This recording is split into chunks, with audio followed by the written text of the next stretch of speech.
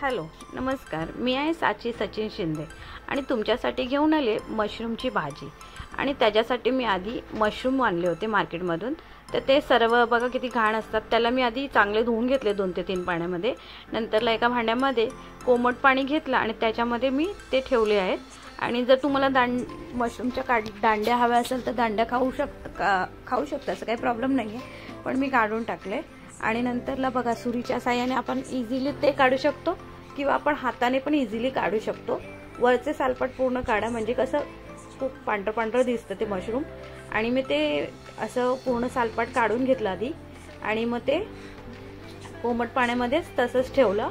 आणि अशा प्रकारे मी पूर्ण जेवढे मशरूम होते तेवढे वरचे साल काढून घेतले, कारण की मशरूमच्या वरती जे असतं ना त्याच्यावरती खूप घाण असते।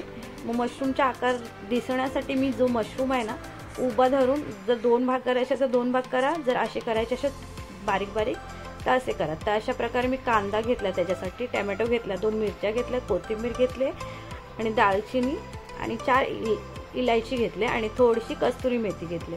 तर अशा प्रकारे मी साहित्य घेतलेलं आहे। मग ते झाल्यानंतरला मी एक पातेलं ठेवलं आहे गॅसवर, ते थोडंसं गरम करून ठेवते। मग त्याच्यानंतरला मी मशरूम बघा कसे कापले आहेत, म्हणजे माझा मशरूमचा शेप दिसतो आहे।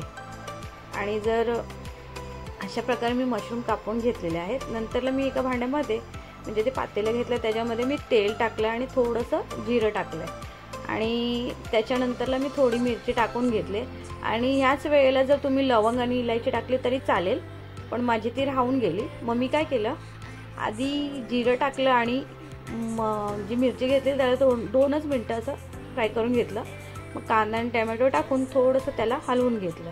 तर अशा प्रकारे मी थोडंसं मधोमध त्याला असं गॅप दिलं आणि थोडंसं तेल टाकून दालचिनी आणि इलायची टाकून घेतली। 2च मिनटं, त्याला काय जास्त शिजायला लागत नाही। मग असं ते परतून घेतलं आणि नंतरला ते असं हलवून घेतलं। आणि जर तुम्हाला जेवढं हवं आहे चवीनुसार मीठ, जे भाजीचं तेवढं मीठ चवीनुसार मीठ टाकून घेतलं आहे। मग त्याच्यानंतर ते पुन्हा मी हलवून घेतलं।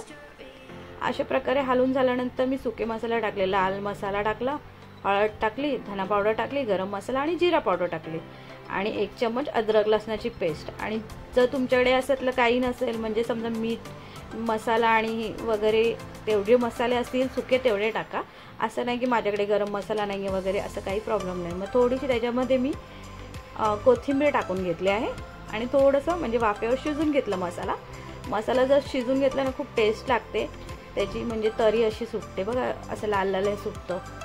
आणि माझा मसाला चांगला शिजून निघाला आहे। मग नंतरला त्याच्यामध्ये मी जे मशरूम घेतलेलं आहे ते टाकून घेतले आहे आणि मी कोमट पाणी करून ठेवलेलं ते टाकून घेतलं आणि हातावर थोडीशी कस्तुरी मेथी घेतलेली ती मी त्याच्या हातावर हे करून थोडं त्याच्यात टाकून घेतलं।